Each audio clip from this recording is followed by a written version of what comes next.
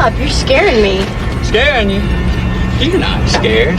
You don't know shit about being scared, little girl, not yet. Now, the Texas Chainsaw Massacre, The Next Generation, is a 1994 dark comedy slasher that tells the story of how a group of friends leaving the prom crashed their vehicle. But while looking for help, they run into a sadistic, cannibalistic family.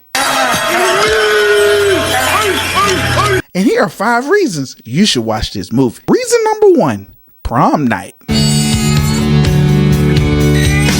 Now, we first pick up where the teenagers Heather Hutchins, Barry Rochester, and a girl named Jenny and Sean Kingsley are leaving the prom. They are involved in a car accident where the passenger is seriously injured. But while trying to go and get help, they come in contact with an insurance agent named Darla. Like I'm even interested.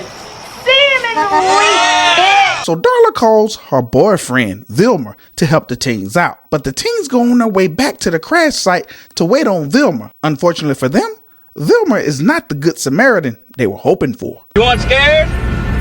You want scared? Have a look behind you. Reason number 2, the Calvary. You okay?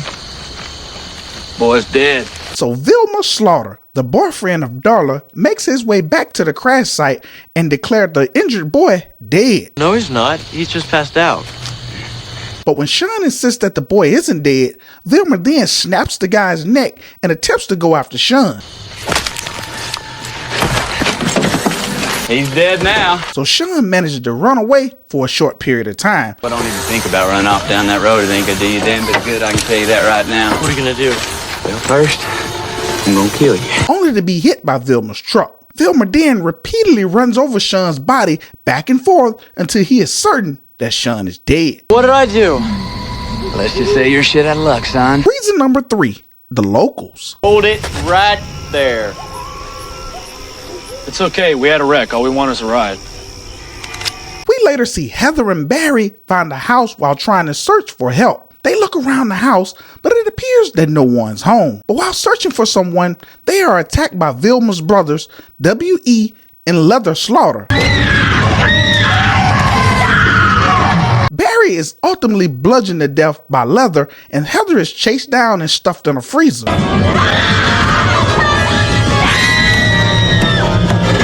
Unable to truly contain her, Leather then removes Heather from the freezer and hangs her up on a meat hook by the back.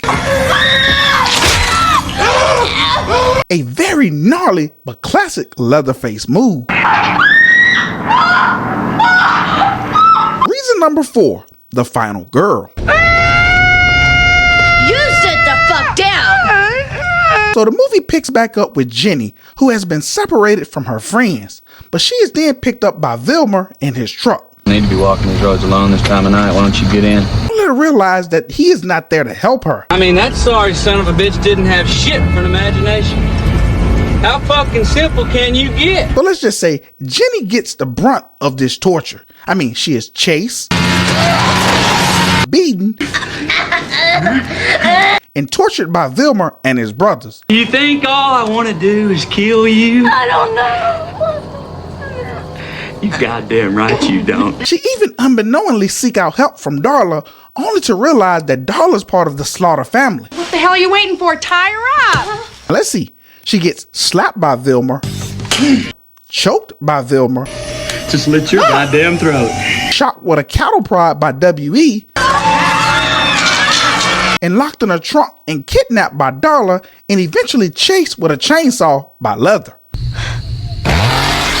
Now, while this may seem wild, this movie hasn't even scratched the surface of how wild it gets. Reason number 5, secret society. What do you think? Oh, no. Now, in this movie, we find out that the Slaughter family are working for a secret society known as the Illuminati. Now, much of their exploits are sponsored and paid for by a secret group led by a guy named Agent Rothman. The Illuminati's goal in this movie is to use the Slaughter family as a sort of control experiment to terrorize people. But we later learned that the Slaughters took the terror too far. And if you think this is about as wacky as this movie gets, trust me, there's much more. At you. Now, in the end, Texas Chainsaw Massacre, The Next Generation, can only be described in one word: bonkers. Yes, the Slaughter family is working for the Illuminati, a cross-dressing Leatherface, and a Vilmer Slaughter who doesn't care who he hurts. Now, don't believe me? He consistently beats his girlfriend, Darla, goes upside his brother's W.E.'s head with a hammer, presumably killing him, berates his boss, who works for the government, as if he was a child of his. You assume whatever you goddamn well please. Ain't no skin off my ass. And he often cuts himself for the pleasure of it. What if I do this? Now, Matthew McConaughey's role as Vilmer is absolutely insane. Now, while the Texas Chainsaw Massacre will always be synonymous with Leatherface, now in this particular movie, the guy you must fear is Vilmer Slaughter. Something even the victims in this movie understand very well. I'm sorry. So, do I recommend it? Yes. People have hated this movie for a long time. And even Matthew McConaughey and Renée Zellweger has permanently removed themselves from ever being associated with this movie. But I stand as probably the only person who think this is one of the best in the franchise. But hey, that's just me. What about you? Oh, God. Yeah, of course you gotta throw in a little something extra. Just let them know it ain't Saturday morning cartoons, if you know what I mean. And until next time, when Said talks horror. What's gonna happen to me? You think I give a goddamn what happens to you?